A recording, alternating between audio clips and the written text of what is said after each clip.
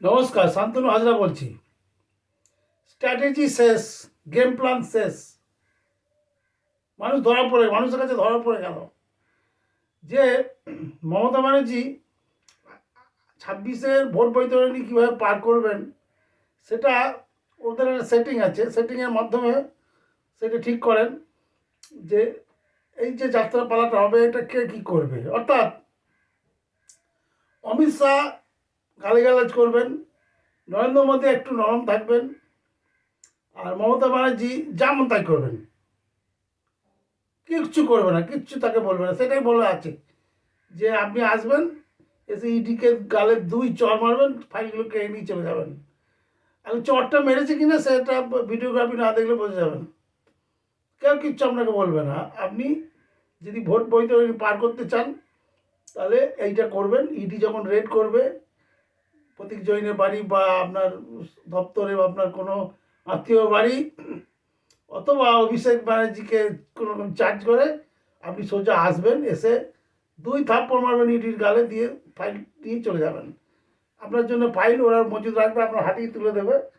এসব চিত্রনাট্য নাকি করা আছে, এসব বলছে লোকে, আমরা বড়রা বলছি, সিনিয়ররা বলছে, আমরা শুনছি। তো হতে পারে এটাই ওর স্ট্র্যাটেজি। যারা এই স্ট্র্যাটেজিটা বানিয়ে দিয়েছেন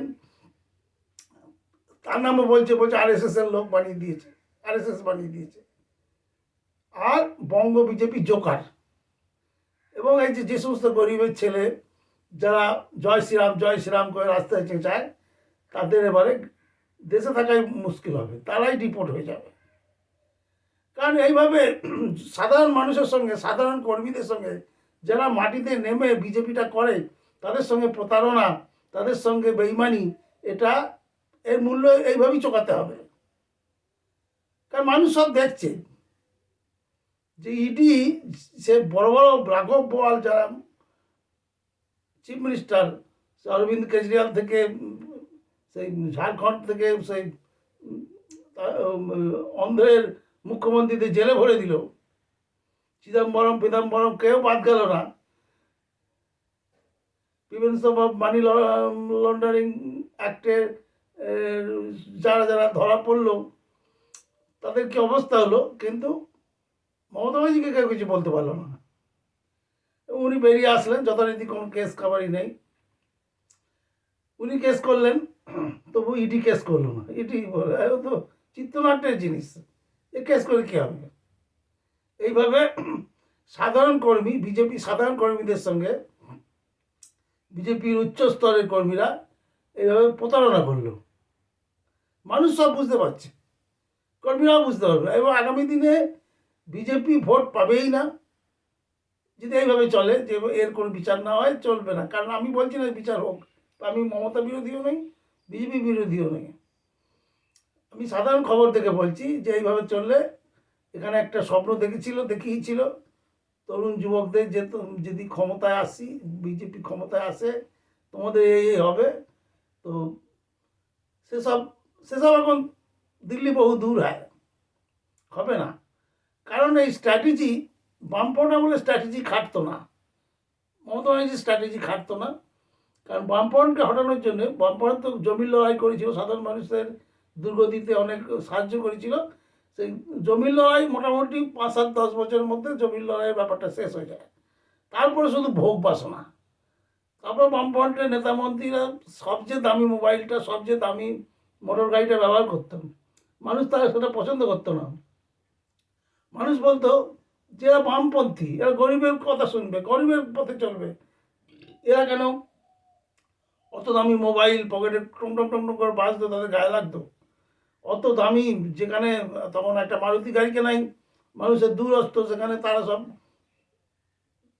নানান রকম ব্যাঙের মতো, গিরগিটির মুখের মতো সব গাড়ি নিয়ে আসতো বামফ্রন্টের নেতারা। তো তখন বামফ্রন্ট তার স্ট্র্যাটেজি কীভাবে করতো, যদিবাবু বলতেন যে বামফ্রন্টের বিকল্প বামফ্রন্ট, বলতেন সমাজতন্ত্রই ভবিষ্যৎ, আমরা জনগণতান্ত্রিক বিপ্লবের পক্ষে, এইসব নানান রকম বলতো। মানুষ আবার ভোট ঘুরিয়ে জ্যোতি বসুকেই ভোট দিতেন।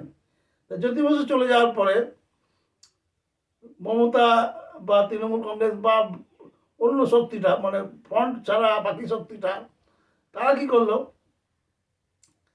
তারা নানান রকম স্ট্র্যাটেজি করতে লাগলো, নানান রকম গেম প্ল্যান করতে লাগলো। এই যে বৈভব তৃণমূলের তারা বলতো যে তাদের এই বৈভব মানে পার্টি নেতাদের যে যে চালচলন, যে ভোগবিলাসের চালচলন, সেইটা দেখিয়ে মমতা ব্যানার্জি সাদা কাপড় পরে হাওয়াই চটি পরে উন্নয়নের প্রতীক, সততার প্রতীক হয়ে দাঁড়ালো। মানুষ বুঝলো যে এই হলো আমাদের আসল লোক। এইভাবে তারা মমতাকে সাপোর্ট করলো। বামফ্রন্টের বিকল্প, বামফ্রন্ট সেই জিনিস আর মানুষ নিল না। কারণ বামফ্রন্ট যতদিন শাসন করেছে কম, মারধরটা বেশি দিয়েছে। নিজেরা কিছু বলতো না, ওই লিঞ্চিং অর্থাৎ গণপিটুনির সাহায্যে দেশে বিচার হতো। সে আনন্দমার্গী বলুন আর যেখানেই বলুন, ছোটাঙ্গারিয়া, সেসব ভয়ঙ্কর একটা লিঞ্চিং করলেই হাজারটা লিঞ্চিংয়ের আতঙ্ক ভেসে ওঠে, বহু লোক ঠান্ডা হয়ে যায়। একটা অপারেশন বর্গা হলেই হাজার হাজার গৃহস্থ মানে মধ্যবিত্ত গৃহস্থ ভয়ে বামফ্রন্টের পক্ষে হয়ে যেত। সেসব স্ট্র্যাটেজি উঠে গেছে। তারপরে উনি এলেন বদলা নয়, মমতা এলেন বদলা নয় বদল চাই, এবং সমাজের সমস্ত সুশীল সমাজকে পথে নামালেন। তাদেরকে দেখলো মানুষ যে হ্যাঁ, এরা যখন এসেছে তাহলে এই মনে ঠিক কথা বলছে। এইভাবে প্রথম বৈতরণী পার হলো, প্রথমবারে ভোটে জিতলেন। দ্বিতীয়বারের ভোটে একটা নতুন ফর্মুলা আবিষ্কার হলো দুধের গাই, অর্থাৎ অবহেলিত, বঞ্চিত, নিপীড়িত, গুল কয়লা সরবরাহ আর রাজমিস্ত্রি জোগাড়ে ছাড়া যাদের ভবিষ্যৎ নেই, সেই দুধের গাই অর্থাৎ দেশীয় মুসলিমদের হয়ে কথা বলতে লাগলো। এবং দেশীয় মুসলমানরা সে মুখ মানে প্রাণ ভরে মামাটি মানুষের সরকারকে দ্বিতীয়বারের জন্য ভোট দিল। তো সেসব অতীত হয়ে গেছে। মুসলিমরাও আজ ভুল বুঝতে পেরেছে, সাধারণ মানুষও ভুল বুঝতে পেরেছে। শুধু চুরি, ডাকাতি, অন্যায় এই করে করে তৃণমূল সরকারটা কীভাবে চলছে, আজকে আর নতুন করে কাউকে কিছু বলার নেই। এবারে স্ট্র্যাটেজি কি? এবারে স্ট্র্যাটেজি ছিল ওইটাই যে যে আরএসএস একটা স্পেস দেবে, আরএসএস একটা জায়গা করে দেবে তৃণমূলকে। কীভাবে না, এই ইডি রাত দিনই পিছনে লাগছে তৃণমূল সরকারের, ওই ইডিকেই দু চার থাপ্পড় মারো, দু চার থাপ্পড় মারো, মেরে যেটা হলো আর কি, যে প্রতীক জৈনের বাড়ি বা আইপ্যাকের অফিস বা এসব জায়গায় যখন ইডি রেড করলো, ইডিকে লাভ মেরে তাড়িয়ে দিল, দিয়ে ফাইল নিয়ে চলে এলো।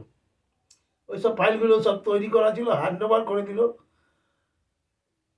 এবং নিয়ে চলে এলেন। ও কিছুই হলো না, কিছু হবেও না, কারণ ওটা তো চিত্রনাট্যের অংশ। তা মোটামুটি বিজেপির ভোটটা নষ্ট হয়ে গেল। বিকল্প সিপিএমের বিকল্প বিজেপি হয়েছিল। বিজেপি এবারে আশা করেছিল হয়তো জিতবে, বিজেপির নিচে তলার লোকেরা আশা করেছিল, কিন্তু বিজেপির ওপর তলার লোকেরা জানতে হবে না, বঙ্গ বিজেপি ও পশ্চিমবঙ্গে সরকার গঠন করতে পারবে না, তাদের সে যোগ্যতাও নেই। এই নেতা কটা এখন জোকার, আর কর্মীগুলো সব ঘরে ঢুকে যাবে।